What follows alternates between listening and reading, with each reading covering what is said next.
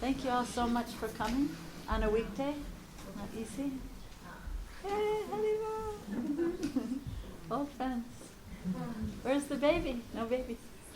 Oh, nice. Please come forward as much as possible. I'm a vegetarian and I don't. So I was just with Krishna Chetra Maharaj somewhere, where in Spain, and he was telling this beautiful story about being here with Prabhupada. Being here with Prabhupada the very last time Prabhupada came here. Maybe some of you were also here at that time. And he was saying that he was a very young brahmachari. He was just sort of got to come in on the coattails of Bhaktivedanta Maharaj, who he was assisting with the library party. They were distributing books to libraries in Eastern Europe. And he said that Bhaktivedanta Swami was giving Srila Prabhupada a report of his activities behind the Iron Curtain. And he was telling Prabhupada how the people there were standing in food lines. Just to get a few vegetables, they would have to stand in line because the food was so scarce. And he said that Prabhupada was crying, actually. We think so often of people's, quote unquote, spiritual welfare. But here's Prabhupada crying because of the sort of, you could say, material suffering that these people were having. So I really love this title, Living with Gratitude, Giving with Compassion. I think it's amazing that you're working with this title for a whole year.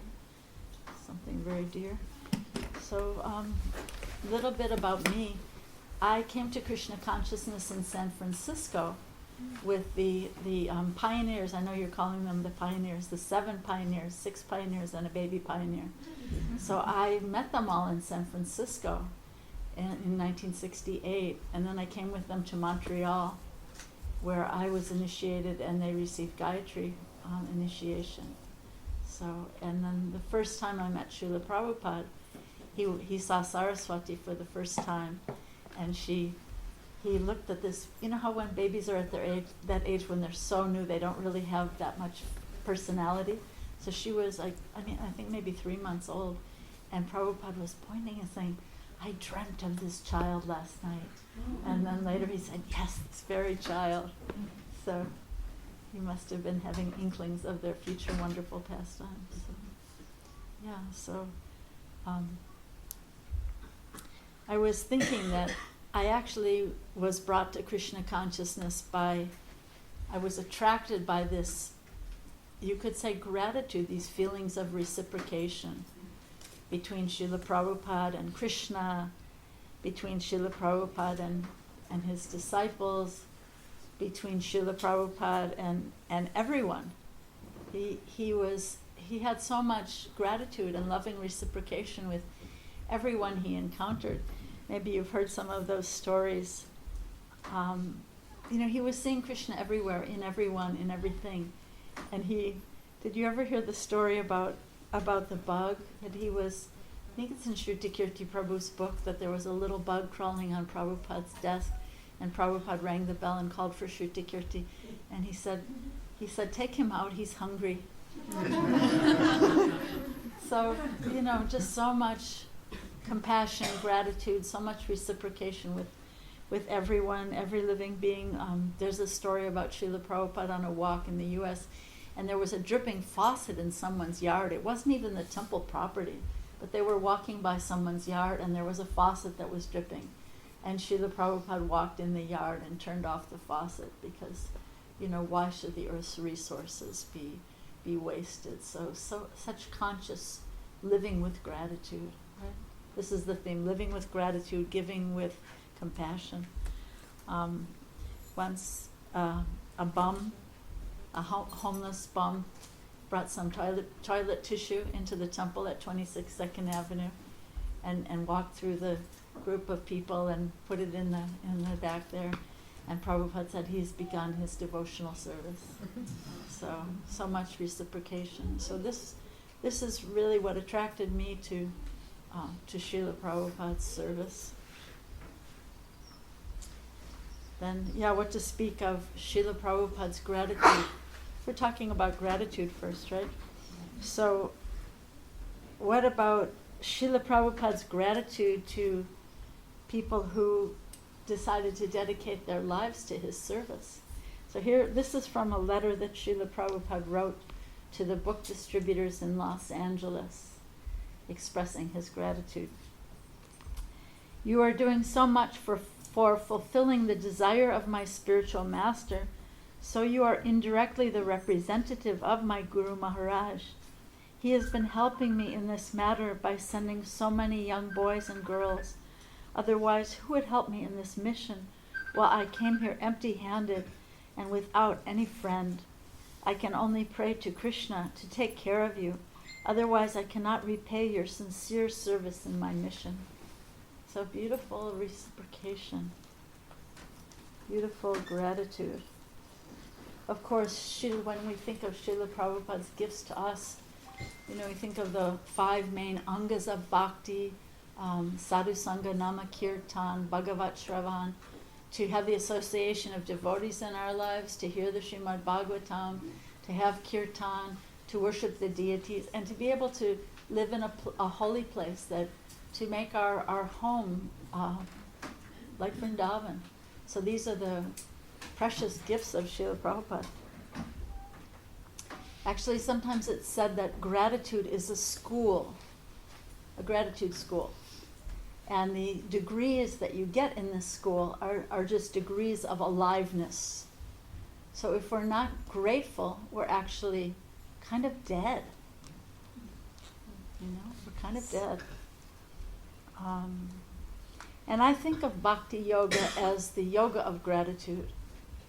If you think about it, it's all about, we use the word yagya, but what's yagya really? It's just the idea of giving back in gratitude and reciprocation. Thank you, Krishna, for all you've given me, so I want to offer it back to you in loving reciprocation. And in Krishna consciousness, we talk so much about high rasas of love, high levels of love, but without gratitude, love is really impossible. You think about it, love is really not possible if we don't begin with gratitude. But when we're proud, when we become proud, and we think we're entitled, the gifts of gratitude remain hidden from us. I don't know if you ever heard this before, but Yamuna Devi, toward the end of her days, of course she was so beloved here in the UK at the Manor, but she said something really telling toward the end of her life, that she said that she observed, she detected that there was a disease that was running a bit rampant among ISKCON devotees. And what was that disease? She said that she felt that devotees in ISKCON had a sense of entitlement. And what's a sense of entitlement? Anybody want to say? What do you think how would you define a sense of we have room to move up if people want to. Yes, Prabhu, we can move up a bit if more people want to come in. Yeah, I think. Should we move up? Then there's room for people to come in. Sorry. So, unfortunately, the mic isn't working, so apologies for that. But the mic's not working? Okay. So will it be recording? Yeah. It is recorded. Okay. All right. So what? He deserves that. What's that? One thing that he deserves that. Yeah, I deserve what I'm getting Yeah. because of all my great qualities. What were you going to say, I was Prabhu? going to say the same. Same thing. Yes. False prestige. What? False prestige. False prestige. Yeah, there may be many components of a sense of entitlement. So, yeah, it's really the opposite of gratitude when you think about it. To think that I'm so deserving because I'm so beautiful, I'm so talented, I'm so intelligent. I have such a high birth.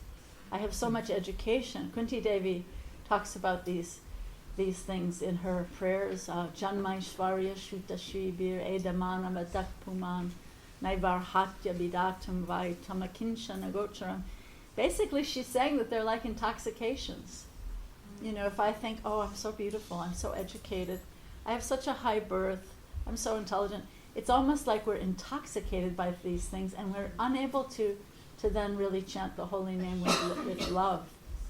or with humility.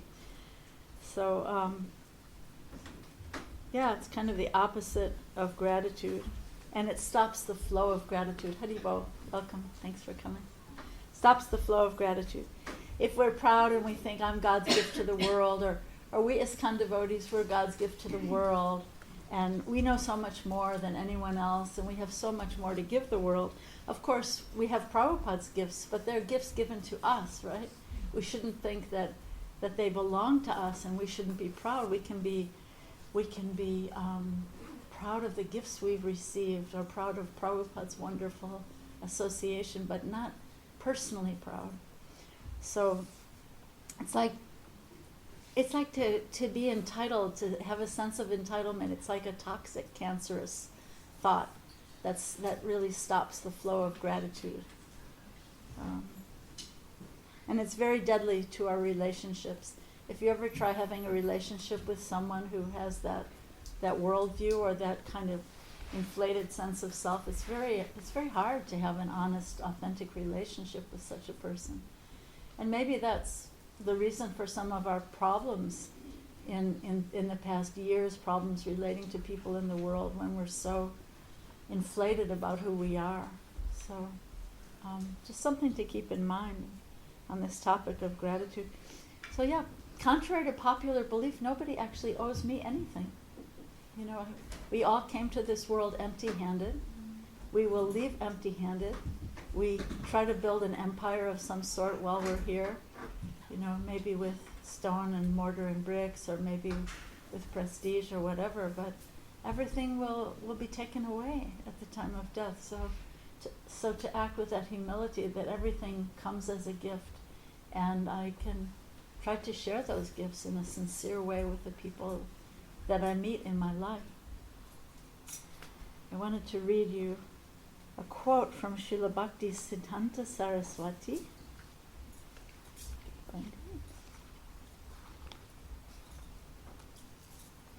This is from Srila Prabhupada's guru, Srila Bhaktivedanta Saraswati.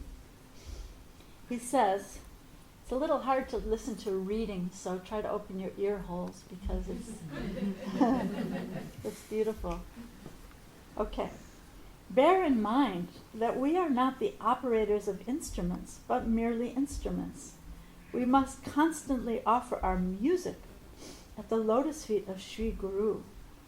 We should practice the work of being a preacher by carrying aloft the banner of Sri Gaur Sundar's divine commands, by perpetual submission to Sri Guru and the Vaishnavas, fixing our eyes on the pole star of the heard transcendental voice.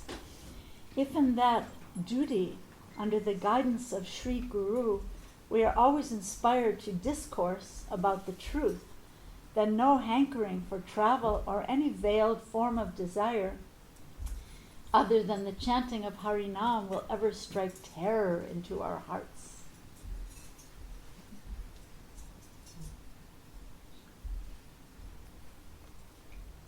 And there's another one from him.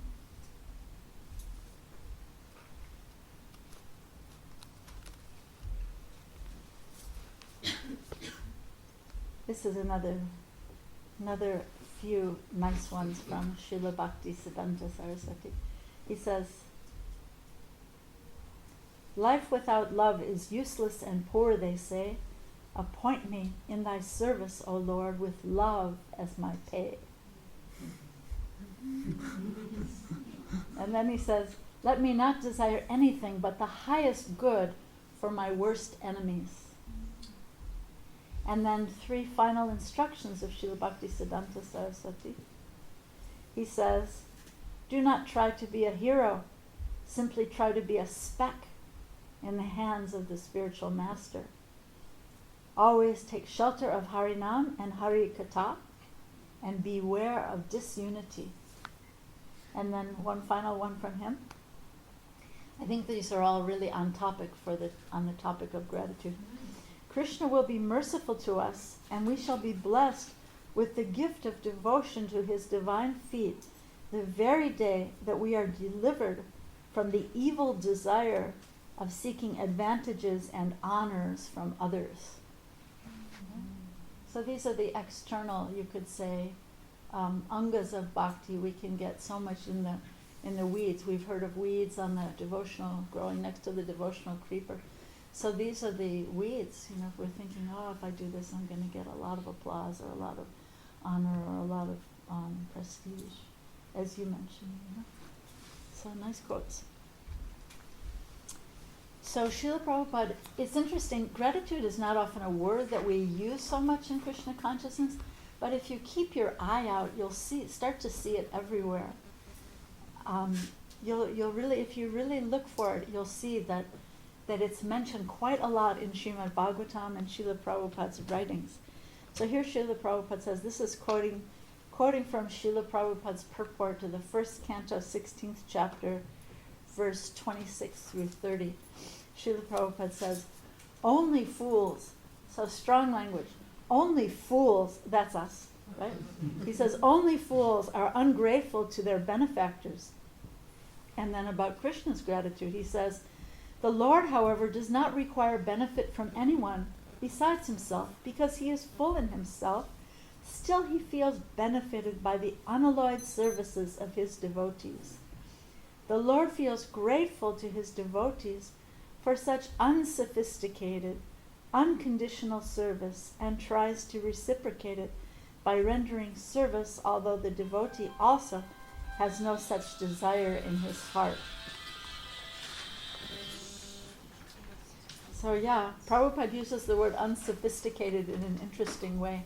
Usually in material life we think if someone's very sophisticated, it's a good thing, right? Someone is wearing the latest fashions, or they, know this and that about the latest whatever. But Prabhupada uses the word unsophisticated in a beneficial way. Like a devotee should be unsophisticated, unconditional, and just trying to reciprocate. So here's a quote from someone interesting. The Archbishop of Canterbury, can you believe it? And he says that true gratitude is a soil, kind of dirt, right? He says it's a kind of dirt or a kind of soil in which pride does not easily grow. So if we're grateful, if we're concerned about being puffed up, which we should be in Krishna consciousness, we can try to be more grateful. And then that pride will not be, that weed of pride will not be popping up and growing in our hearts. So that's a really good one. Okay.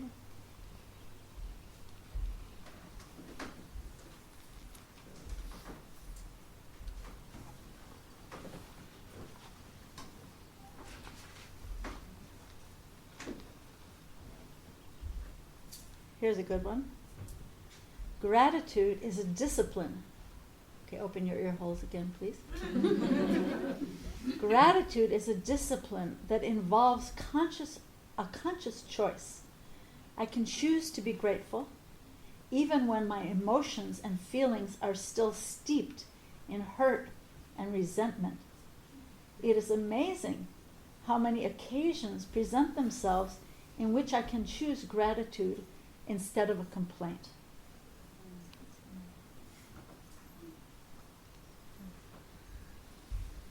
Let us slow down enough to truly notice all that is presenting itself to us as a blessing.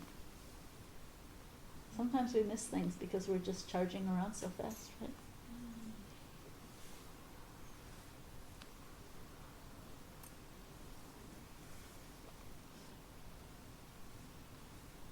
Oh, I would rather be able to appreciate things I cannot have than to have things I am not able to appreciate.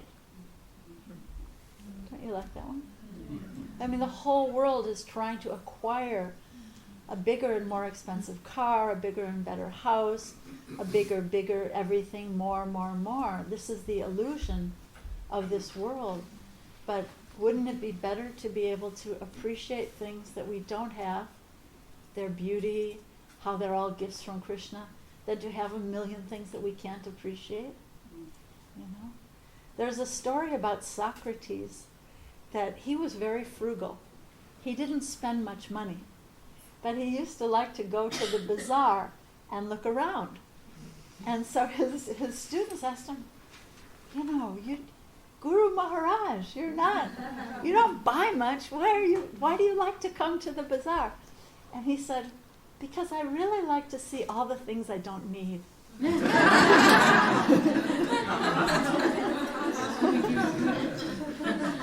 good, right? So yeah, to just kind of like twist our brains around to think in a different way, to appreciate and not to. Have you heard this one before? We've all heard of influenza. Go to the doctor and you got to get your flu shot and influenza season and all this stuff. But there's another disease that's even more insidious, and that's the disease called affluenza. We're all trying to become so affluent, We get a big, expensive car, and then we see, oh no, my neighbor got a more expensive car. Now I don't look as good. And all this craziness that we're so subject to in this world. So yeah, we have to be careful of these infectious diseases that run rampant in this world. There's a story about Lord Ram that he gave the kingdom of Lanka to Vibhishana before Ravana was even killed. And so someone said to him, but what if Ravana surrenders to you? Then what are you going to do? And so he said, then I will give Ravana the kingdom of Ayodhya. And so then they said, well, but what about Bharat? And he said, then I will give Bharat the kingdom of Vaikuntha. So, yeah, these are our beautiful role models for gratitude. Gratitude, appreciation. There's a story about Sita Devi when she was sitting in the Ashoka garden and all the female lady Rakshasis were harassing her, verbally harassing her and trying to get her to submit to Ravana. And then Hanuman appeared and he was so angry in service to Lord Ram, and he said, I can kill all these Rakshasis. I can just kill them all. And Sita just said, no, Hanuman, you see, they're just serving their king. And I've been a guest in their kingdom. So we have to be very hospitable to them. And she even told a story. Let me see if I can remember the details of this story. She told Hanuman, she said, I'm not like that mean hunter. And she told the story. Any of you know the story of the mean hunter? So she told the story of the mean hunter, that there was a hunter, I hope I get this straight, and he was in the jungle hunting. And so as he was hunting, walking around in the jungle, suddenly he felt a presence behind him, and he saw that there was a tiger behind him. So he really quick climbed up a tree, and he was in this tree so the tiger couldn't jump on him, eat him. But then he looked up in the tree, and there was a bear. So here he was between the bear and the tiger, as they say, between a rock and a hard place. So here he was, and the tiger started to talk to the hunter and said, Hunter, I have to have my dinner tonight. And I don't really care whether it's a man that I eat or a bear. So why don't you just pull the foot of that bear down and make him fall, and I'll just have a bear for my dinner tonight. And so so the hunter started to pull the bear down, and the bear started to fall, but then he caught the branch on a lower branch. He caught the branch on one of the lower branches. And so then the tiger said, Bear, did you see that? He tried to pull you down. Why don't you just pull that hunter down and I'll eat him? And the bear said, no, you see, this is my tree. And this hunter is a guest in my tree. So I have to be hospitable to him. So this was Sita's story to Hanuman, that we have to be hospitable to these Rakshasis. They're just only serving their king. So this is gratitude. This is humility, gratitude, hospitality.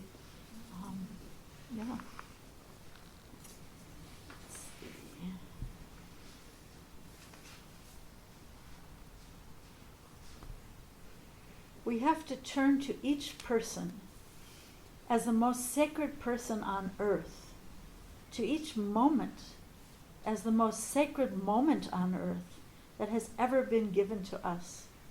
This moment may never happen again, because no two moments are ever alike. Are we perhaps awake a bit more? Perhaps breathing together with God a bit more? When I hear this one, I think of our chanting.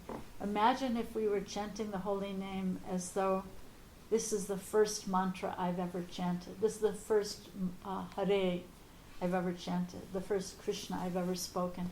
And also as though it's the last mantra I've ever spoken. If we were chanting in that mood, how different our chanting would be, how different our lives would be. So that would be chanting in gratitude, chanting in appreciative mood of the ultimate gift, Krishna's most merciful form, right? Where he comes in such a portable form that we can take with us on the, what do you call the subways here? Underground. Yeah, you can take it on the underground with you. You can be walking into the pharmacy, standing in line, and it can be with you and everywhere. So it's just a matter of our appreciation that's lacking, because the holy name is so sacred.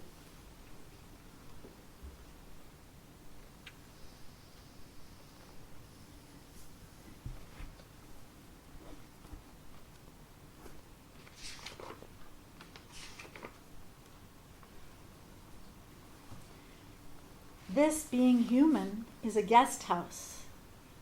Every morning is a new arrival, a joy, a depression, a meanness. Some momentary awareness comes as an unexpected visitor. Welcome and entertain them all. Treat each guest honorably. The dark thought, the shame, the malice, meet them at the door, laughing, and invite them in. Be grateful for whoever comes, because each has been sent as a guide from beyond. That's from Rumi. So, honoring voices from different sides, different directions, right? So it's said that gratitude is the lobby to the palace of bhakti. If you're trying to come into the palace of bhakti, you come in through the lobby, and that lobby is gratitude, and there's no back door. There's no other way to get in. There's no back door.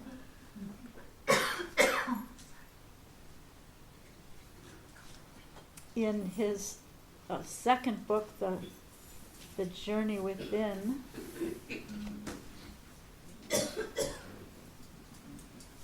Radhanath Swami, see if I can find this.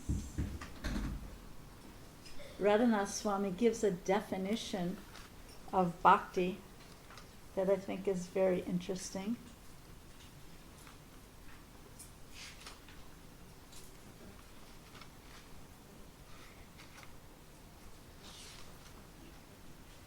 It's very interesting to me. It's beautiful, but it's interesting to me because he's defining bhakti using the words of a Catholic theologian. So how broad, the teachers on the path of bhakti are so broad. Sometimes we don't realize, sometimes we try to stereotype Prabhupada as being a very in-the-box thinker, but he wasn't at all. So here's a nice definition of bhakti from the great Catholic theologian Thomas Merton. Love is not a matter of getting what you want. Quite the contrary. The insistence on always being satisfied, on always being fulfilled, makes love impossible. To love, you have to climb out of the cradle where everything is about getting and grow up to the maturity of giving without concern for getting anything special in return. What do you think of that one? It's really nice. So it's like, how children are. It's just they're adorable and they're babies, and it's just everything goes in the mouth and everything's about me and it's mine, but we have to actually grow up to the maturity of giving to come to the place of bhakti. I like that one. Climb out of the cradle where everything is about getting.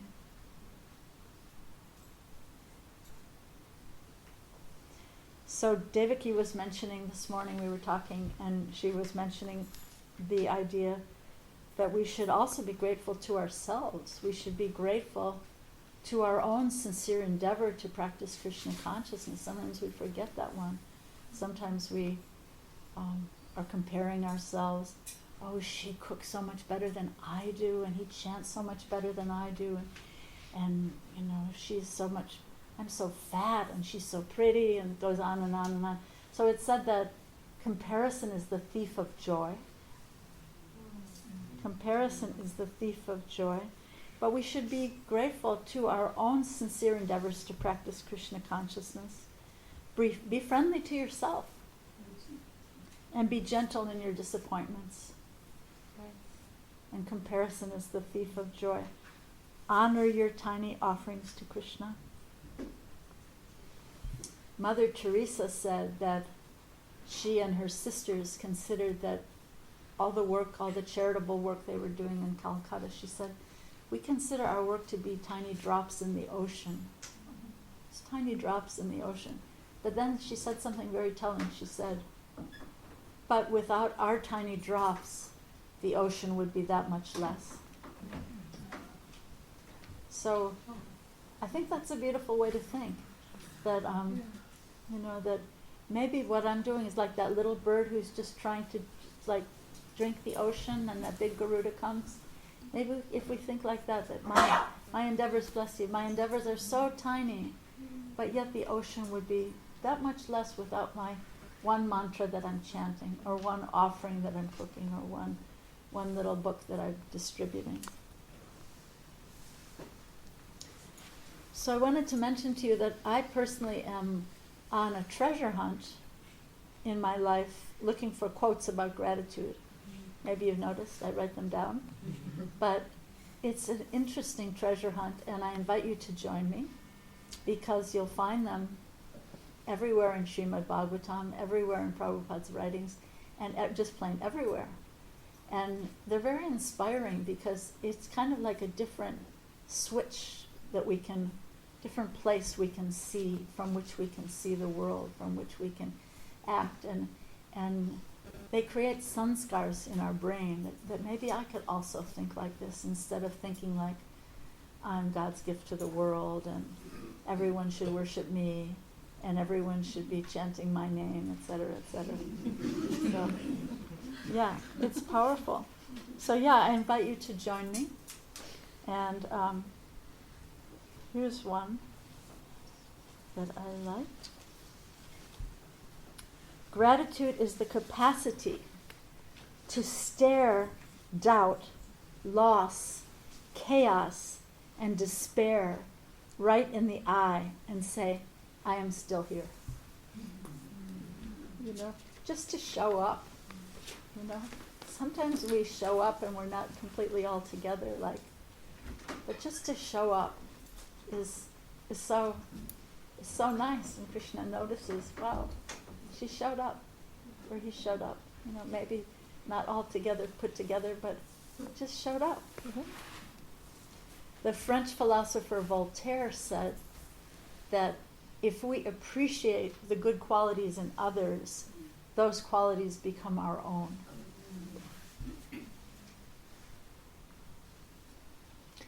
And I know you're a banker, so I don't know if any of you other devotees are in finance also. But in banking, when we look at our money, the money is appreciating or depreciating, right? You have your profit and loss. So the money is depreciating or appreciating. So just like money in the bank, whatever we appreciate, appreciates. Yeah? Whatever we appreciate increases, and it becomes our own.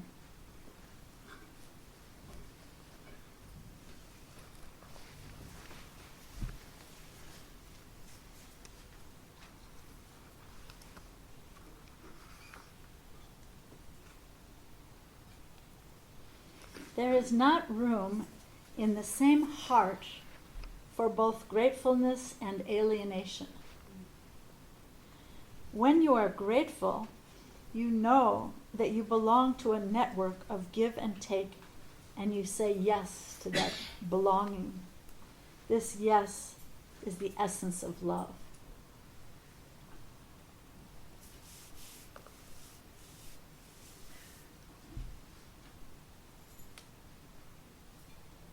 So what about compassion? We were talking about the first half, so much about the first half. Living in compassion, and then living in gratitude and giving in compassion. So what about the other half of the equation? What about giving with compassion?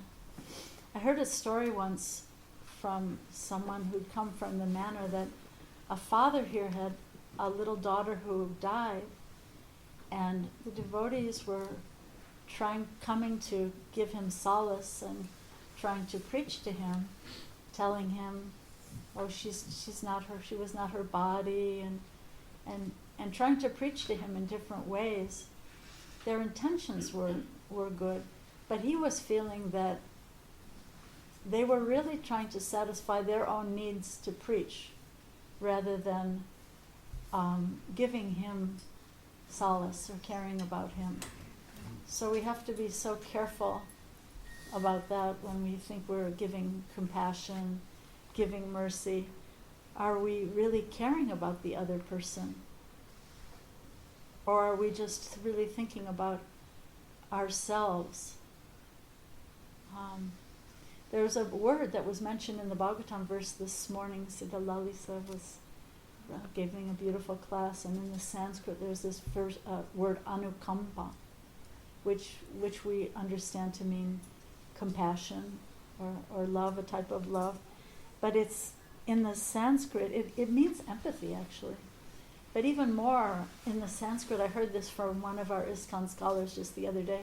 He was saying if you look at the Sanskrit of the word anukampa, it means to tremble with a person. So Krishna is loving us in such a way that he is, when we're trembling in our suffering, Krishna's right there with us, in empathy, trembling with us in whatever suffering we're experiencing. So I think it's important as people who are aspiring to be devotees that we try to make our vision like Krishna's vision as much as possible, like Prabhupada's vision. In one place, in one of Prabhupada's purports in Bhagavad Gita, he says that a pure devotee is sees the world like a kindly father sees his children. So it's so egoless, right? I mean, not egoless in a bad way, because we have our ego that we want to think of ourselves as eternal parts and parcels of Krishna. But egoless in the sense that it's not, I'm not looking down or talking down as I'm trying to give help or trying to give compassion, but I'm actually there, shoulder to shoulder with someone. How can I help? How can I do? What can I say? Sometimes just being there with someone and not saying anything. Sometimes just showing up is so helpful to a person who's suffering.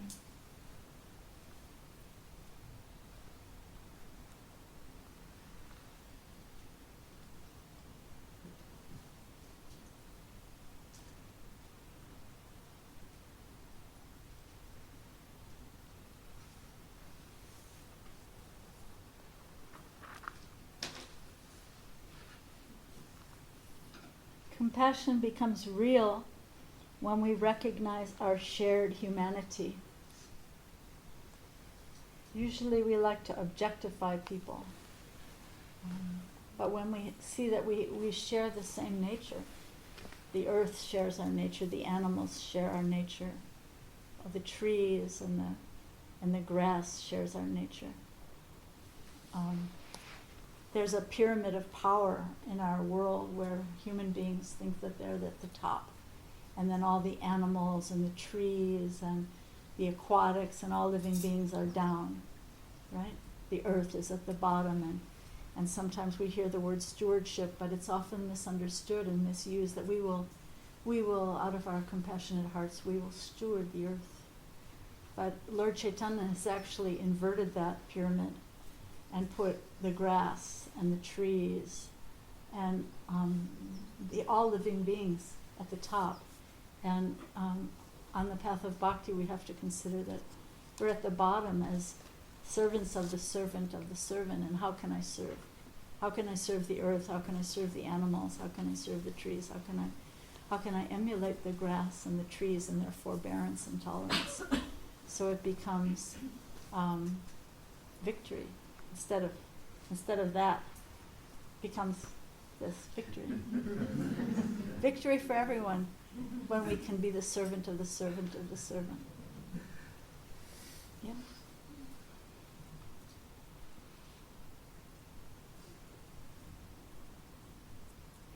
Do not be daunted by the enormity of the world's grief. Do justly now. Love mercy now. Walk humbly now. You are not obligated to complete the work, but neither are you free to abandon it. So just try. Just show up. Even if you think, my little effort is going to be so small, there's so much suffering in this world, what can one person possibly do?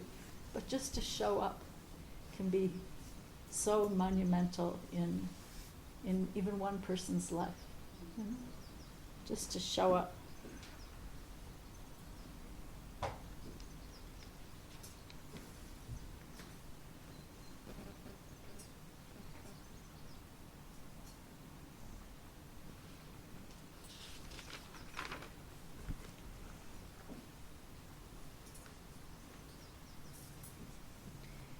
In the Bhagavad Gita, 6th chapter, Krishna says that the perfect yogi is one who sees by comparison to their own self the true equality of all living beings, both in their happiness and their distress.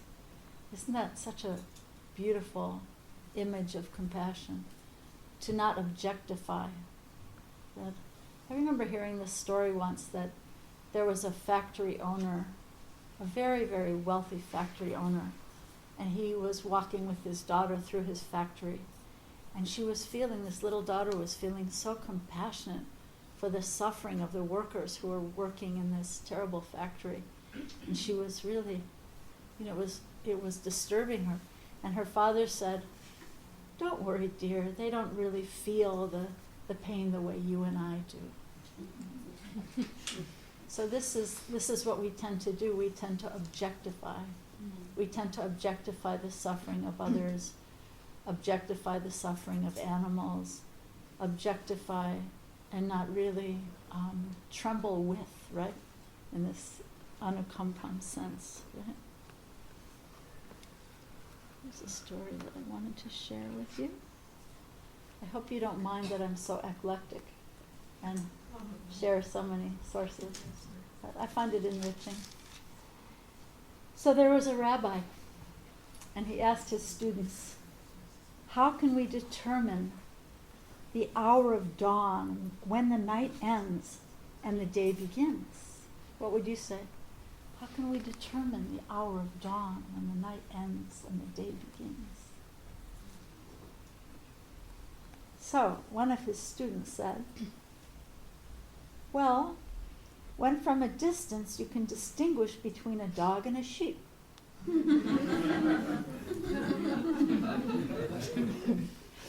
No, was the answer of the rabbi. So then one of the other students said, well, is it when we can distinguish between a fig tree and a grapevine? No, the rabbi said. Please tell us the answer then, said the students. It is then, said the wise teacher, when you can look into the face of another human being and you have enough light in you to recognize your brother or your sister. Until then, it is night and darkness is still with us. So this is compassion. Of course, here we are in England, so we should quote from Shakespeare. And so Shakespeare says in in his beautiful words on the quality of mercy, he says, the quality of mercy is not strained. You think of a compassionate person, but mercy is just flowing, right? The quality of mercy is not strained. It droppeth as the gentle rain from heaven. And then he says that it's more becoming on a king than his royal diadem. So it's more beautiful than a jeweled crown when a king or queen or some royal person or maybe some influential person, maybe the prime minister or some big owner of a big enterprise has, when someone has that quality of mercy, or even you can imagine if your temple president here at the manor shows some mercy, you think, wow, such an important person, but there's mercy there. So it's more becoming than the royal crown, the quality of mercy.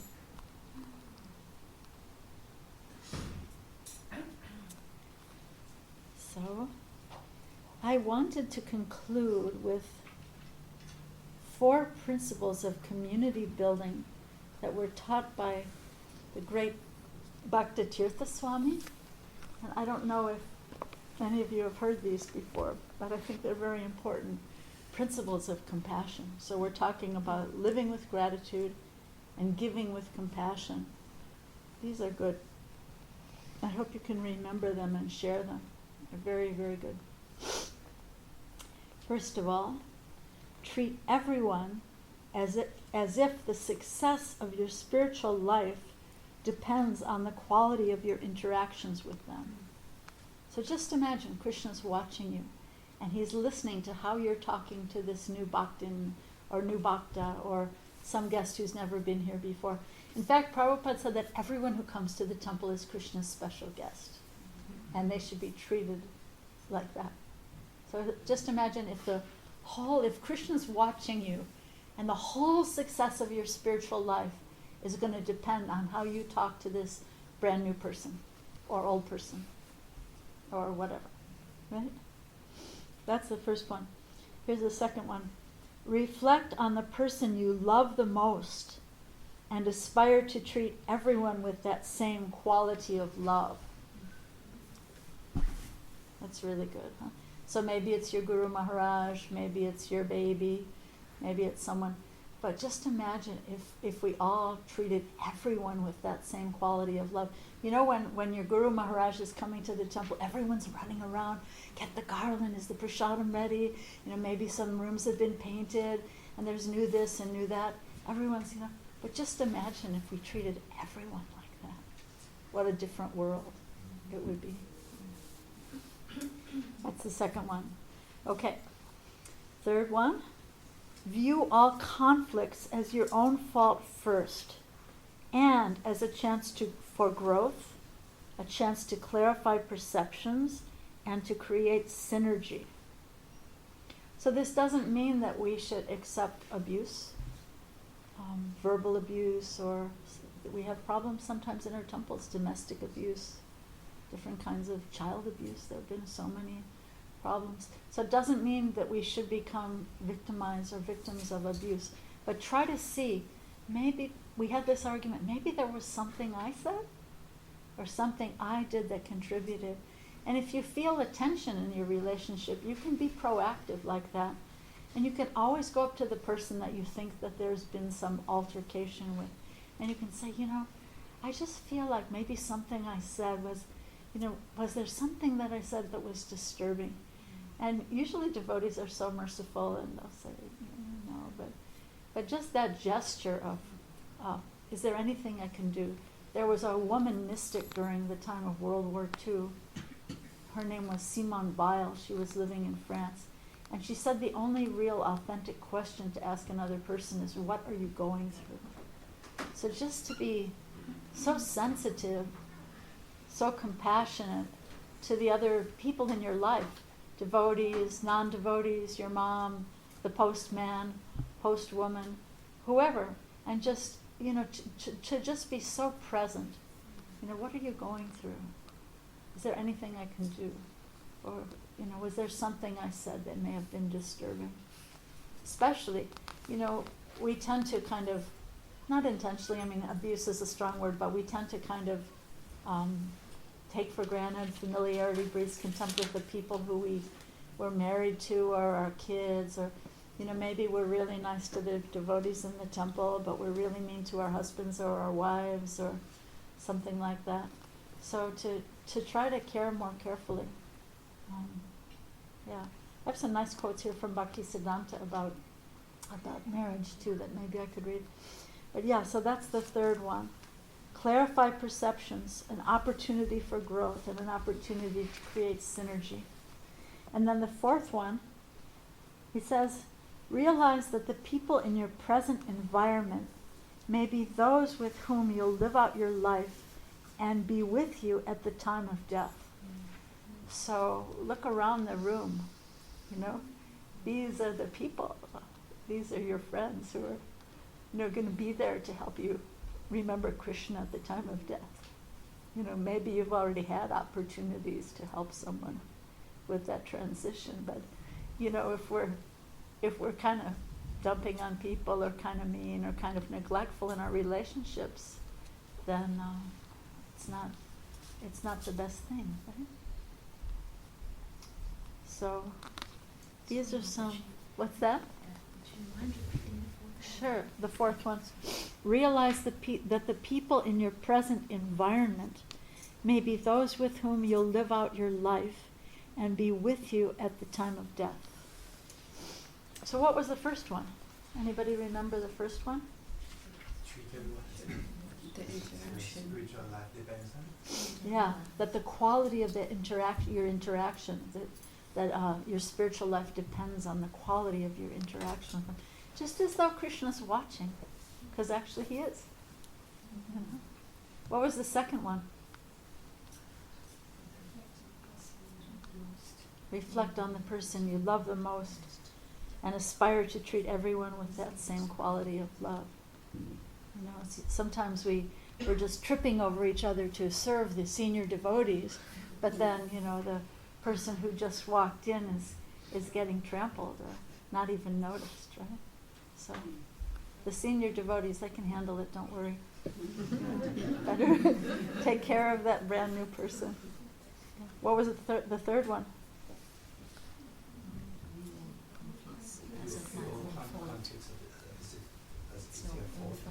Yeah.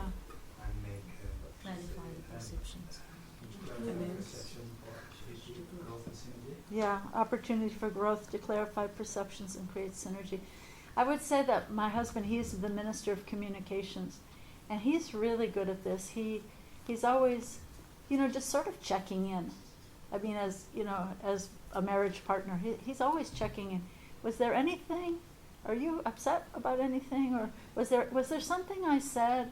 Or, you know, he's just checking in, which is just so thoughtful. So I think it's good in our relationships, because sometimes there really is something that was a little harsh that we might have said or done in our, you know, because we don't slow down enough to just check in, right? We don't slow down enough just to check in with other people's feelings. You know? We think, well, I'm serving Krishna, so just get out of the way because I'm so important. It's not Krishna that's so important, but it's me who's so important. So, yeah, we have to slow down enough to really care more carefully. And I think we'll have a kinder, more compassionate international society for Krishna consciousness. So what do you guys think? Any reflections back or anything you'd like to add? Did this bring up any stories for you? Or, yes? Thank you very much. That was the presentation, and the content was just wonderful and very thought-provoking. I just wondered, in terms of Jamuna's observation when she was here about the sense of entitlement, did she... Not necessarily here at Bhaktivedanta Manor, but just in general. In her last days. There was something she said to Radhanath Swami when she was at Bhaktivedanta Hospital. So it wasn't here at the manor, per se. Did she elaborate more on it? I mean, I'm just interested in That's just all that I heard, but you know how they have this saying in India that if you're cooking rice, and you can take one rice from the center of the pot, and you can tell if that one grain of rice is cooked, then you can tell that the whole pot is cooked. So it was kind of like that, you know, an observation that she noticed, that just a kind of a pride, a sense of entitlement. So, yeah, I think it's something to really watch out for, because that's our tendency. As soon as we get a little knowledge, if I have a prettier sari, or, you know, sometimes my Guru Maharaj gave me a prettier name of Radharani than the one you got. You know, I mean, there could be 100, you know, what's that saying? Even the pauper is proud of his penny. You know, so we, you know, we find some ridiculous thing to be proud about, and then we like to push other people out of the way. But really we should be thinking of ourselves as the servant of the servant of the servant. What else did it bring up for you? Yes, Prabhu. About compassion, I was thinking two examples. One of Bhaktivedanta Prabhupada's spiritual master, and Srila Prabhupada. When Bhaktivedanta met Prabhupada the first time, they told him to come to the West and preach Krishna consciousness. I think that's the greatest compassion that you can have of all living entities. Yeah. And of Srila Prabhupada, when he's passing away on his deathbed in Vrindavan, he's still translating his books. He's saying Krishna is the Supreme Personality of Godhead. The greatest compassion again on all living entities, to free them from birth, death, old age and disease. So for me, I was thinking about compassion, I was thinking about these acts, and the last one of Sri Chaitanya Mahaprabhu coming in as a devotee to show us and giving us this instruction that, you know, to go to every town and village and spread his holy name, another act of compassion. Beautiful. So these are the three things I was thinking about. Thank you so much. And you know, think about the Gaudiya Math as a good example, because most of them were sannyasis. They were brahmacharis, they were sannyasis, they were living in the temple. Prabhupada was the so-called insignificant householder living outside. Nobody took him that seriously. There's one story that one of the important brahmachari preachers, I think his name was Narottamananda, and Srila Bhaktisiddhanta was asking him to go to the West. And he was really a very sincere devotee and a very empowered preacher. And he just started to cry.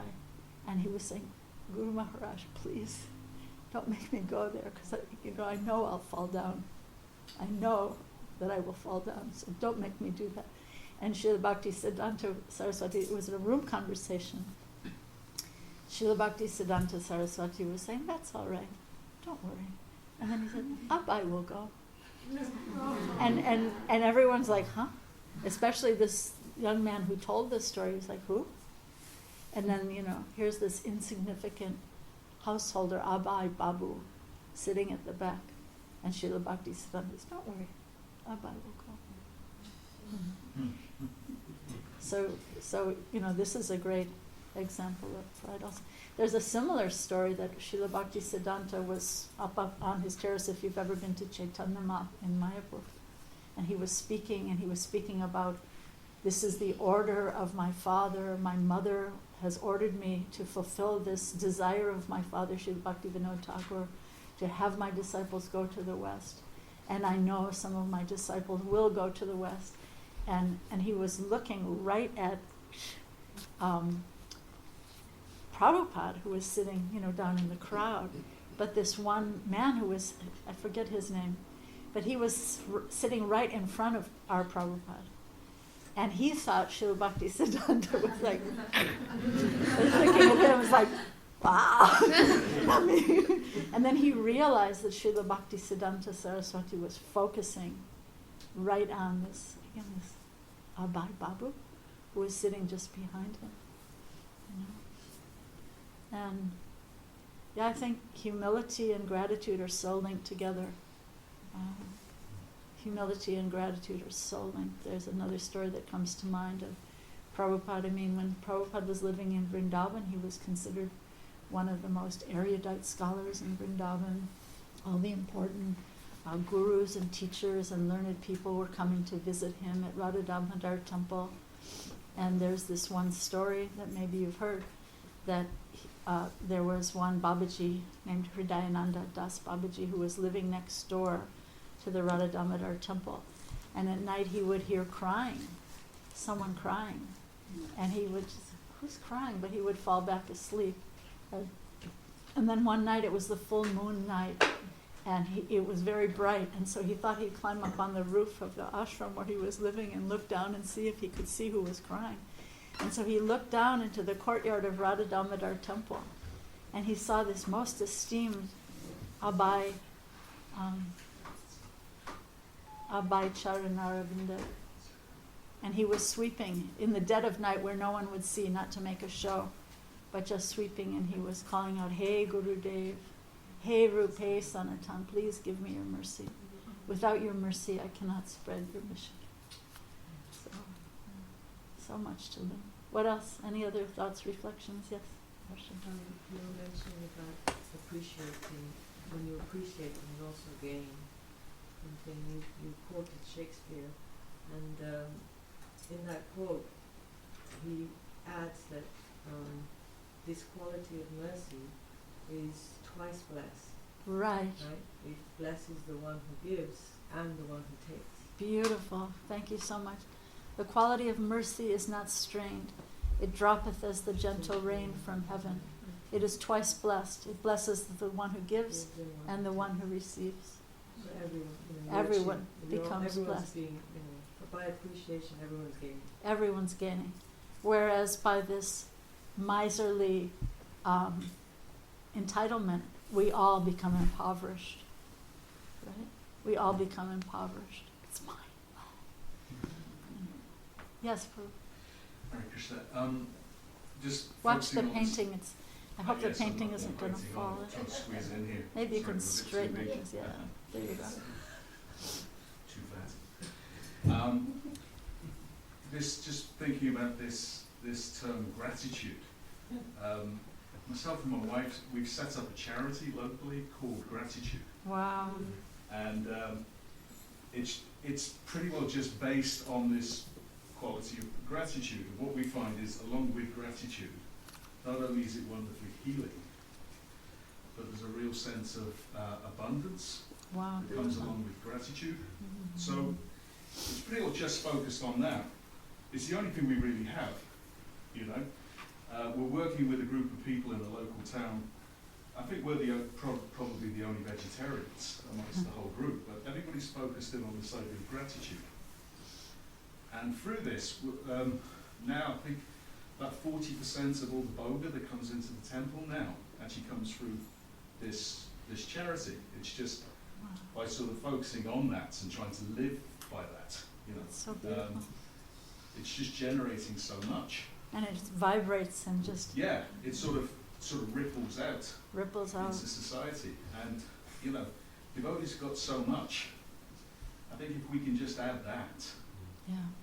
we can really start to actually That's so beautiful. affect society. And it's pretty well all we have, really, you know. That, and I have a fantastic wife as well. You should be grateful for that. She lived with you two for about 3 months. Shantasya? Oh, you married to Santasya? Right, yeah. Wow. Yeah, we were doing Lived with some you about sankirtan. 25 years ago. Yeah, we were doing some sankirtan together. So in one sense, we got Shantasya, so that's Yeah. kind of creates a whole part of it. She's very focused on giving and sharing. Yeah. Once I heard Prabhupada give this example that if you have a pebble and you toss it into the center of a lake, then you have these concentric circles forming, generating out.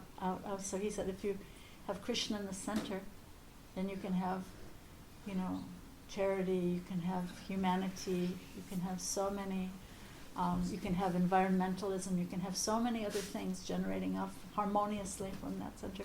But if I throw my pebble here, and you throw your pebble there, and someone throws a pebble here, then we'll have so many clashing patterns generating out.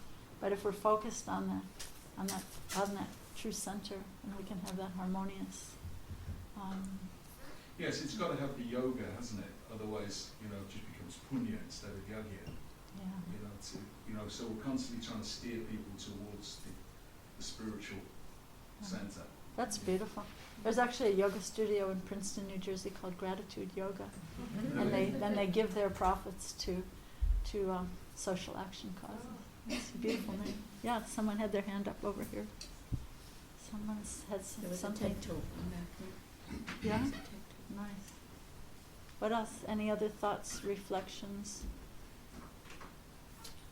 Yes. I was very just I wasn't sure whether I should ask you, but I thank you for the class. It's really touching, and I think that we should really try to develop these qualities. And I really like the 4 points of Bhaktivedanta Manor, and one of those points you mentioned that we should always try to see how whatever is caused could be caused by us, and to try to see the fault in us, and to just to become more conscious how we do behave. But you mentioned also that shouldn't be becoming like a tolerance of abuse. So I want to know really where the border is, because once a person starts thinking, okay, it's all my fault, it's always my fault, no matter whoever has done, it's my fault, I have to look for that. And it's really very good for introspection, but still it could become a potential. Could be dangerous. Yes. Yeah. So I would say that check in with someone who you love and trust, someone who's very dear to you. Maybe you have a counselor or a mentor or someone who really cares about you, and just reveal the situation. Not that you just go shout it from the Tower of London, but it's tall, right?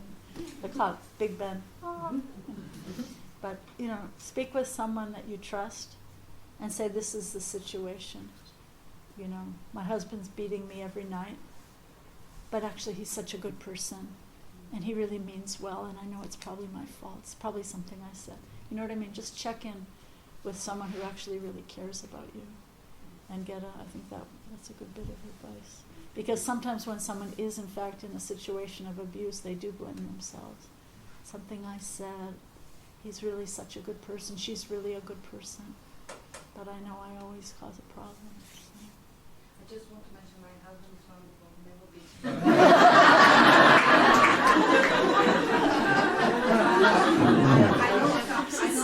I know a devotee in a situation which is really, really on the border of abuse. Yeah. And really it's hard to advise, and especially because the devotee always thinks, it's my fault, I did something wrong, I caused that. So it's really, really hard. And sometimes you really have to help that person get them out of harm's way, because sometimes someone can really be in a dangerous situation. Sometimes it's one of your own parents. Sometimes it's a situation with a child or a domestic abuse. Actually, Anuttama Prabhu is working on a domestic abuse initiative for ISKCON that he started in the U.S. and hopefully it will soon go internationally, because it's very important. I think I read some of the documents. Do you want to say anything about it? Well, just that we had some issues came to the surface in North America, and our tendency is as a spiritual community, just like with the child abuse, there's an assumption everything's okay, we're religious people, these things don't happen here. Mm-hmm. So we thought the first step is to make an official statement on it, because sometimes people in abusive situations, the abusers create an environment, or the communities themselves don't know how to deal with it. I read a book by a Christian pastor saying that ministers, at least in their community, often are some of the real contributors to the problems, because the tendency, 85% of the time in the Western countries, it's men abusing women, but also sometimes it's women abusing men. And that oftentimes the pastors just tell the spouse or the boyfriend or the girlfriend, well, you just have to pray for them. And, you know, you have to be more Christian, or someone might say you just have to be more submissive wife, and all of that, and it'll get better, but that's not necessarily true. So there's such complex issues, even the things that we studied, oftentimes it says, don't encourage, again, usually the wife, don't encourage her to leave, because sometimes when she leaves, that's the most dangerous situation. And that's often the fear that's there, so it gets really complex. But, and I'm certainly not an expert on it, but we realized, and there's a whole group of us working on it, mostly women, and I was trying to help.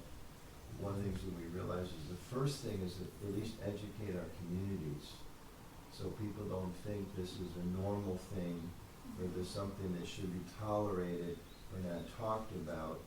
You know, at the very least, we hope we can, in the future, educate generations of young men and young women who know from the get-go this is wrong.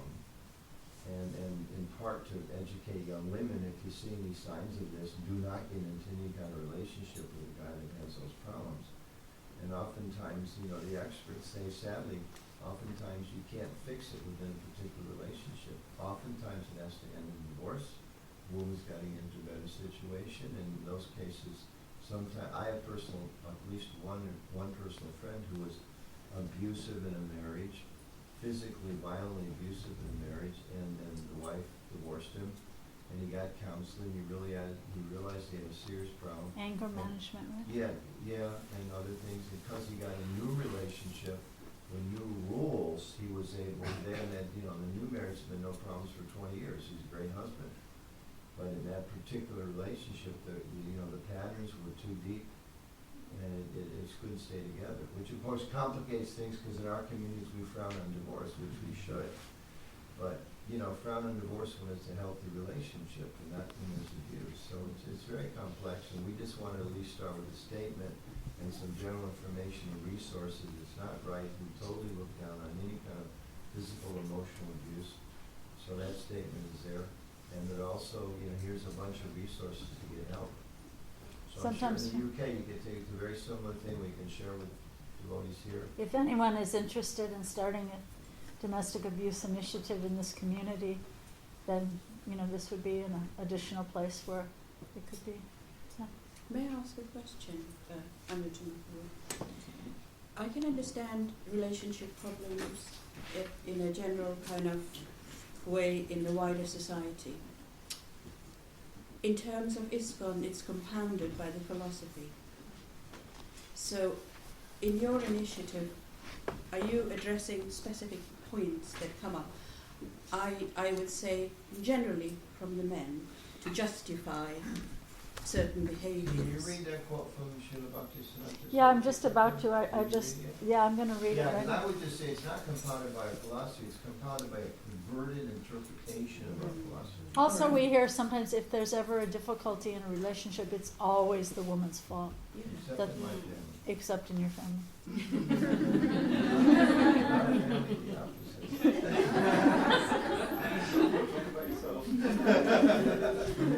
Yeah, so this is really an amazing quote that I love to share. I hadn't read it this evening, but this is a quote from Srila Bhaktisiddhanta Saraswati Thakur from his Harmonist magazine, which means that it was written in the 1930s sometime, and it's extremely egalitarian. I think you'll be very surprised to hear what he has to say.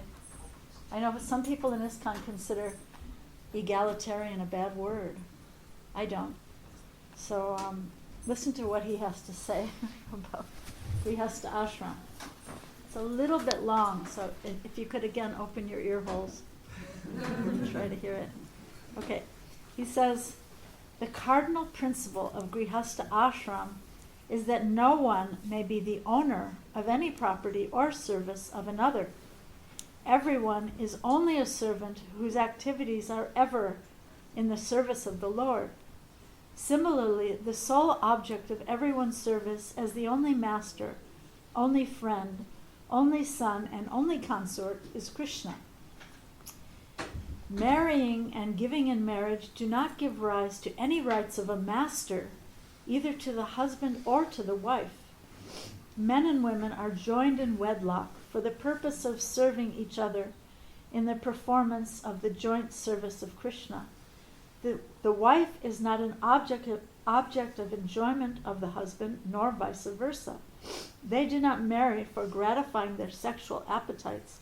They marry for pleasing the Lord, not for pleasing themselves. Okay, ready for the next bit?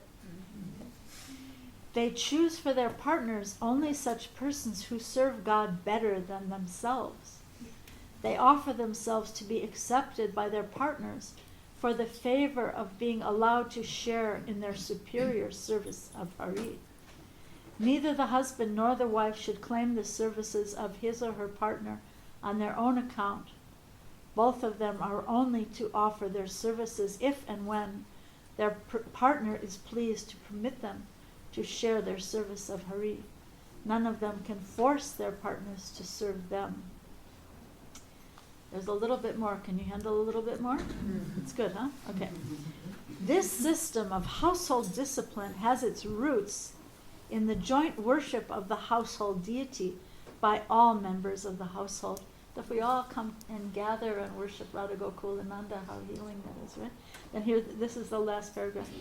The reason why the Guru does not ordinarily ask any person to enter the state of wedlock is that it is very rare to find anyone in this world who is willing to regard his or her wife or husband as worthy of his or her unconditional services. This is, however, exactly the only relationship between husband and wife that alone can be sanctioned by the Guru. It's really something, huh? So, yeah. So sometimes we have some things that creep in from, kind of Vedic kind of sources, But I would say, in my opinion of studying Srila Prabhupada's example and his writings, Srila Prabhupada would pick and choose whatever would enhance our Krishna consciousness. And sometimes that might have been something Vedic, and sometimes it might have been something not Vedic. He would sometimes reject something Vedic if it wouldn't be good for our practice of Krishna consciousness. So the real thing is to love Krishna. Yes? Because I think generally it seems like as if in the Vedic scripture they say the woman has to be submissive, or the wife has to be obedient and submissive. Right. But And sometimes that makes a man feel that superior, right? superior.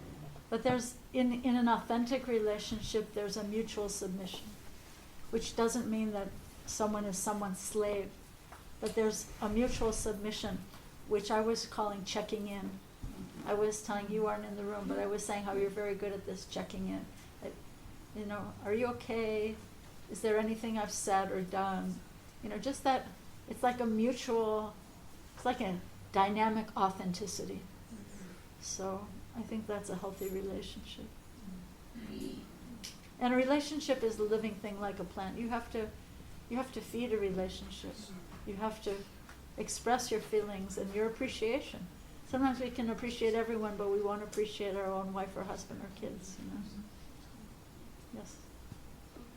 Mataji, the question is, Prabhupada once said that a man's ability is judged by how much he can tolerate provoking situations. So sometimes in the heat of the moment, now that we've heard such nectar, when that moment comes when someone may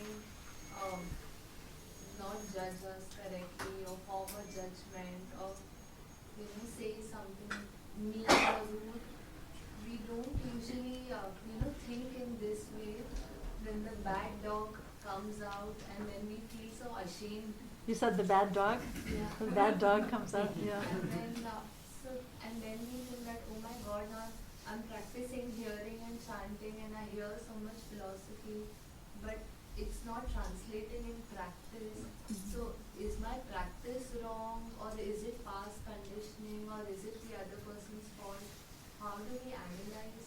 It could be many things, but I think the power of an apology is tremendous, because you can go to the person, whether it's your god sister or your husband or your own sister or your mother or father, and you can say, I noticed in the way I spoke to you this morning that bad dog came out. And I'm just so sorry. You know, so do I have any more time? Could I tell a little apology story? Yeah. Okay. So the point I want to make is the power of an apology is tremendous, and it works with your kids, it works with your spouse, but if it's authentic, it's tremendously powerful. So I'll tell you a story I heard. Actually read this in the newspaper. It was very, very powerful. So there was a man, he was a teacher of music, and he was bringing all of his music students from their city to New York City to see a concert. A very famous conductor was giving a concert, and he was bringing all these music studios with great trouble and expense. He was bringing them all to this big city of New York so they could enrich their musical experience. So when they got to New York, 3 of the girls in the class decided to skip out and go shopping. New York, right? So they decided they would go shopping. So he was so angry, and the next morning he was telling his wife, those brats, those ungrateful brats. I went to such trouble and such expense, and this was so important for their musical education, and they're so ungrateful, they just skipped out of the whole thing and went shopping. And so his wife was very wise, and she said, I think you owe them an apology. And he said, me owe them an apology? They should be apologizing to me. And she said, think about it. I think you owe them an apology. So the next day, he called them into his office at school. And they're all like, you know, they're looking at each other. We're really in trouble. Are we going to flunk this class? Are we going to get expelled? You know, what's going to happen? Because they knew they were at fault, right? But he said to them, I really have to apologize to you girls because I really failed you as your teacher. I really failed you in your education because I failed to impress upon you how important this concert was to your well-rounded musical education. So I really have to apologize to you. So you can imagine how that just brought down the floodgates and how they realized their fault. Whereas if he'd been, it would have been counterproductive. I've even seen my son Gauravani do this. We were in India. We had a group that we took to India. We had a group of 30 adults. And he always brings one of his kids each time we go. So this time he brought his little 9-year-old son, Kirtan. And so Kirtan was, he was doing something he meant well, but it was a little disturbing. And Gaura had said, no, Kirtan. And then Kirtan. And so then afterwards, Gauravani, I think it was the next morning, Gauravani said, I really have to apologize to my son, in front of the whole group of 30 adults. He said, I really have to apologize to all of you. Kirtan really meant to be helping the group and getting everyone's attention, and I chastised him and I misunderstood his motivation. So I really have to apologize. And it was just, you know, so powerful and so validating for this little kid. So that kind of counterintuitive apology is extremely powerful. And just that checking in, you know, it's such a sensitive thing that, was there anything I said? You know, sometimes it's just the smallest thing. You may think you offended someone. It's oftentimes a devotee said, no, I wasn't offended by anything, but it's just a check-in. We've got time for one more question, comment? Okay. In keeping with this theme of giving with gratitude, giving with compassion, this morning we had a meeting, and one of our monthly meetings, and so it was discussed. It was mentioned that you should choose something you're grateful for each day. 2 things, I think, 2 things, and become aware, become conscious, being grateful for these things. So I've never done that all my life. I don't know if that makes me a miser or something, but I've never consciously practiced being. I think there's some gratitude in my heart. I think so. Yeah, I think but, for you, is it a principle that you sort of live by? Is that something that you practice yourself? I and think. And what are the benefits, would you say? I think, you know, we hear one should have an attitude of gratitude, but I really think it's more than that. I think it's a practice. It's a cultivation. And it's a good thing, like when you're laying in bed at night trying to fall asleep, you can think of maybe 3 things you're grateful for. You know, I know that the Muslim people, they have 99 beads on their mala, and they focus on 33 things to be grateful for as they chant their mala. It's powerful. You mind if I share what you do? Is it all right? Okay. So Devaki has a practice, a gratitude practice that I find amazing. And she gets reciprocation from this practice. Every night when she's lying in bed, trying to fall asleep, she visualizes that she's coming up here to Prabhupada's room. She knocks on Prabhupada's door. And she comes in. Come in. Come on. And she sits down and she tells Prabhupada what she did in service for him that day. She goes through it. Sometimes I think, wow, I wouldn't have very much to say. But Devaki does.